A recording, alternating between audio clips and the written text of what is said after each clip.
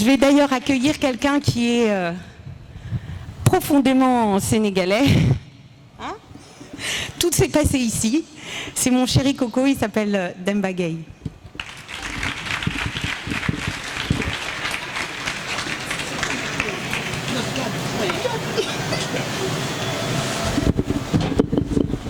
Bonsoir. C'est vrai, hein, je suis le gars du coin. J'ai vraiment jamais fait d'études ailleurs qu'au Sénégal. J'ai fait quelques pays jusque-là. Le premier pays que j'ai fait quand j'étais un peu plus jeune, c'était en France, je pense, sous le contrôle de mon père. Ensuite, Las Palmas. Mais ce pays m'a tout donné. Et aujourd'hui,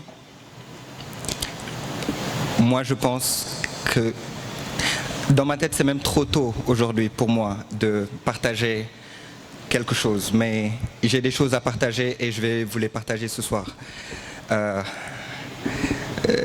Je suis un peu comme Bob l'éponge. Un Diarra. Alors je suis en train de parler à ma cadette qui est là avec nous. D'ailleurs elle est là, il y a ma merveilleuse épouse qui est là, il y a mon papa qui est là, il y a toute ma famille qui est là, il y a toute ma famille qui est là. Et Madji le disait tout à l'heure, quelque chose à retenir. Quand on est entrepreneur dans la culture américaine. Gilles, c'est bien ça? Madji nous a répondu que c'était OK to fail. Pour moi, pendant 16 ans, it was not OK to fail. J'ai gardé un secret que je vais partager avec vous ce soir. Et j'en parlais hier soir avec Mambinta. Bon, quand vous entendrez Mambinta, c'est mon épouse, donc voilà. Au moins c'est fait. On n'aura pas à refaire ça plusieurs fois. On discute énormément, elle et moi.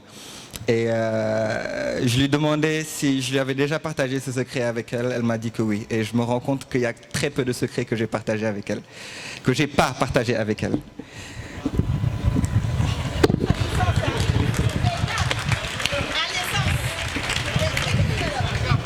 Ah. Bon.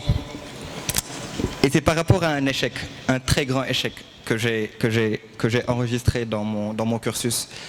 On était en 2002. J'étais l'élève qui était tout le temps très brillant, qui avait de bonnes notes. N'est-ce pas, papa? Toujours dans les 5 premiers de la classe, assez souvent premier, tout ça. Bon.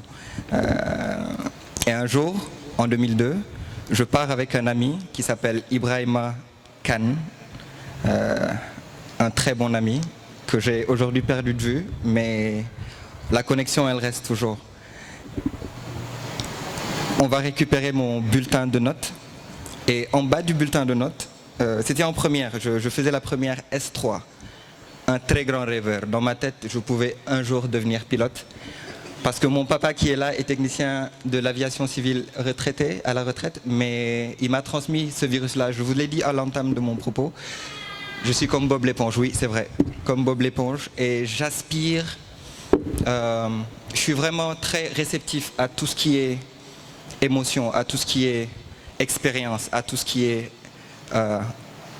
très souvent, je choisis de recevoir ce qui est positif, et ce qui n'est pas, bah, j'essaie de passer mon chemin, j'essaie d'esquiver et tout. Et il a mis ce virus-là en moi, je me suis dit, bon, je peux devenir pilote. Et je ne sais pas comment il a fait. J'avais des notes vraiment très très passables en mathématiques. Il a réussi à m'inscrire en première S3 au Sénégal, qui est la série, je ne sais pas si vous avez beaucoup entendu parler de cette série-là. Je suis parti et en première S1, j'arrive et c'est le choc de ma life. C'est la plus grosse, encore une fois, le plus gros échec de ma vie. J'arrive et en bas du bulletin de notes, on me dit... n'est pas autorisé à redoubler. Je ne sais pas si vous réalisez un peu. N'est pas autorisé à redoubler. J'ai jamais redoublé de ma vie. Et là, on ne m'autorisait même plus à redoubler la première S3. Ça veut dire que j'ai été chassé de cette école. le lycée technique industriel Maurice Delafosse, pas loin d'ici d'ailleurs. Et j'ai gardé ce secret-là, j'ai gardé cette blessure-là au fond de moi, parce que pour moi, c'était pas OK d'échouer comme ça. Déjà, j'avais jamais connu ça. Et c'était un coup de massue sur ma tête qui m'a réveillé. J'étais pas le plus intelligent. Je venais de le réaliser en réalité. J'étais pas le plus beau. J'étais pas le plus privilégié parce que mon papa, ma maman me laissaient tout le temps faire tout ce que je voulais, à condition que je travaille bien. Et en ce moment-là, c'était pas vraiment la fête à la maison. C'était un peu compliqué. Et j'ai voulu un peu,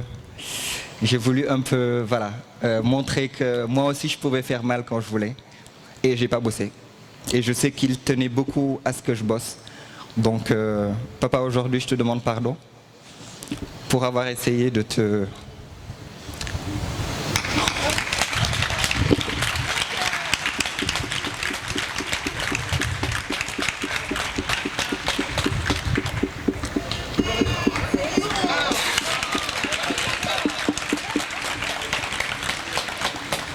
On va y arriver. Non, come on, vas-y, Écoutez, là, on a. Vous pensez tous que je suis très sur mes bottes et tout, mais là, j'ai juste envie de. Enfin, je pense que le truc il va s'ouvrir et que je vais tomber et me noyer. Même si je sais que je peux pas me noyer là, je tremble. Mais vous êtes là ce soir parce que vous. Pour la plupart d'entre vous, c'est des gens pour qui j'ai énormément de respect. Et aujourd'hui, je m'étais dit, je vais partager cette chose-là d'assez intime pour moi. Et il fallait que je le fasse. Il faut pour moi que je sois fort pour le dire. Beaucoup de gens utilisent aujourd'hui sur le réseau social qui s'appelle Twitter un hashtag qui s'appelle Kebetu. Et il se trouve qu'en 2009, il y a eu un Africain. D'ailleurs, j'ai arrêté d'essayer de me souvenir de la nationalité de la personne, parce que finalement, pour moi, ce n'est pas le plus important. On est sénégalais, on est béninois, on est rwandais, on est angolais, on est tout simplement africain, finalement. Et aujourd'hui, entre autres initiatives à montrer, pour moi, ce hashtag-là permet de montrer encore beaucoup plus de facettes du Sénégal que nous avons et que nous avons envie de partager. J'ai plusieurs mentors aujourd'hui, je peux le dire, mais mon premier mentor, c'est cette dame survoltée que vous voyez derrière, qui s'appelle Marianne Bathily. Et je veux un peu plus d'applaudissements, s'il vous plaît, pour elle. Je vous en prie. Elle est survoltée. Je le dis, je ne le cache pas, elle le sait. Et c'est une énergie qu'elle nous a transmise dans l'agence dans laquelle elle est, où je suis passé à un moment de ma vie. Et à un moment donné, je lui ai dit, écoute, tu sais quoi, je pense que je vais partir. Et un peu comme les mamans font quand le fils ou la fille dit, bon, je vais me marier, la déception, pas la déception, la tristesse, n'est-ce pas ? La tristesse surtout, mais elle m'a dit, bah, écoute, au fond, c'est ce que j'attendais depuis toujours. Qu'un jour tu te lèves et que tu me dises, bah, là je vais partir. Parce que finalement, elle a compris que je pars, mais je pars pas vide. Je pars avec des valeurs, je pars avec cette hargne, je pars avec cette envie de faire des choses, de belles choses. Cette envie de m'entourer de gens travailleurs, de gens patients, qui savent être patients, parce que la patience, c'est quelque chose qu'il faut prendre le temps d'acquérir. La patience, c'est quelque chose c'est une valeur, c'est une qualité qu'il faut prendre le temps comme une graine, de semer et de laisser grandir en soi. Parce que c'est dans la patience qu'on arrive à faire de grandes choses et de belles choses. C'était juste un hashtag. Aujourd'hui, c'est devenu ce qu'on appelle la Kebetu Digital Academy. Parce que je me suis rendu compte qu'il y a beaucoup de gens qui étaient sur les réseaux sociaux. Et vu que je me suis spécialisé avec le temps dans la communication digitale. Je me suis dit, ce serait pas mal que ça fait quand même 10 ans que je travaille dans ce secteur-là, que je partage cette expérience-là, que je partage ce savoir-faire-là à des jeunes, à des moins jeunes, à toutes les personnes qui ont envie en tout cas de se lancer ou d'exercer ce métier. Merci.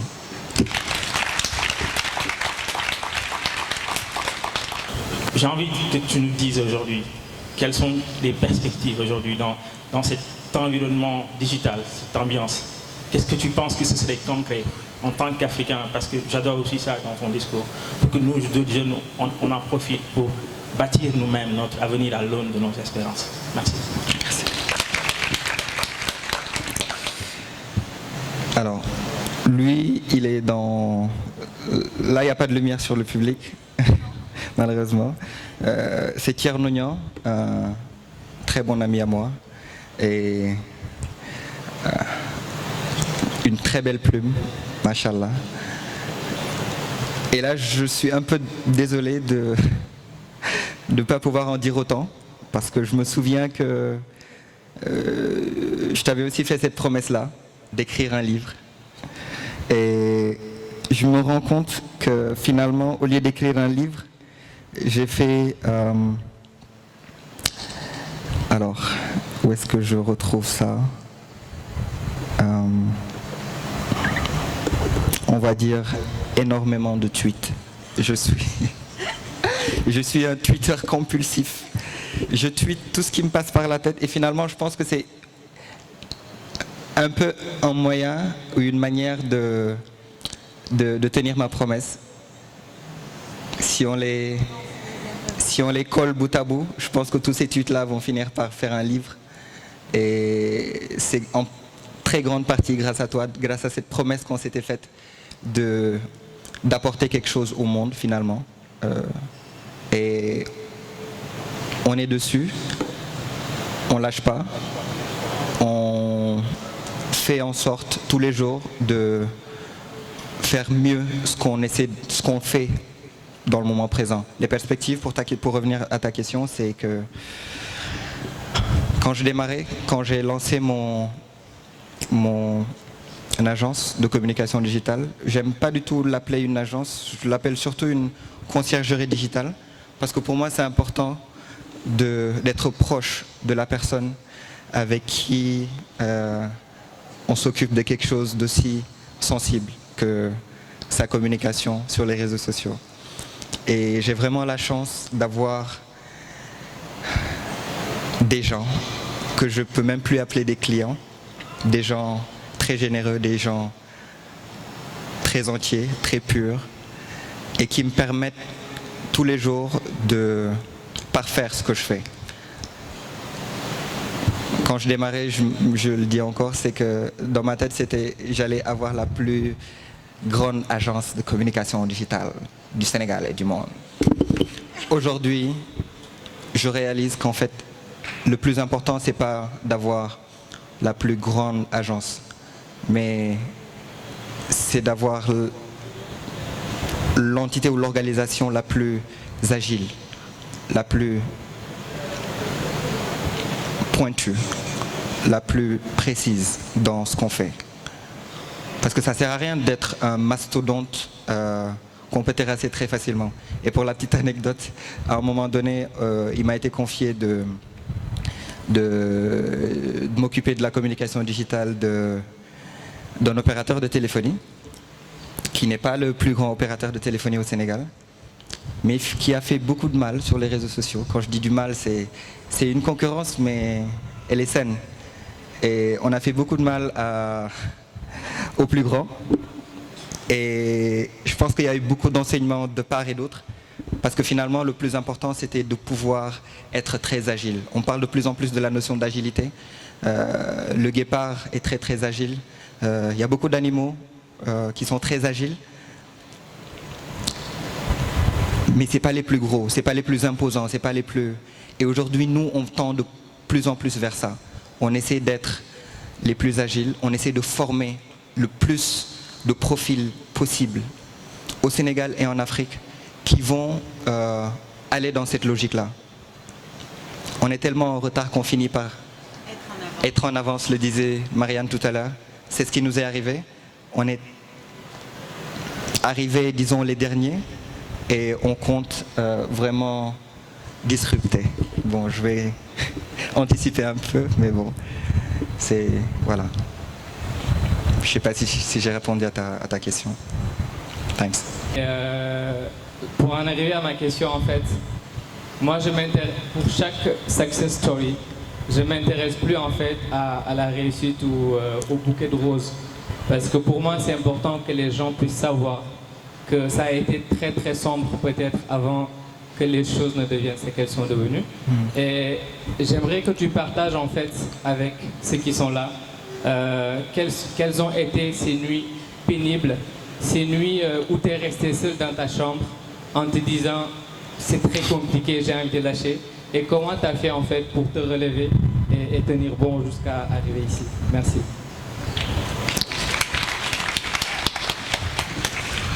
Bien sûr. En fait, ce qui s'est passé, c'est que depuis 2 jours, je rédige ce que j'allais dire quand je serai là.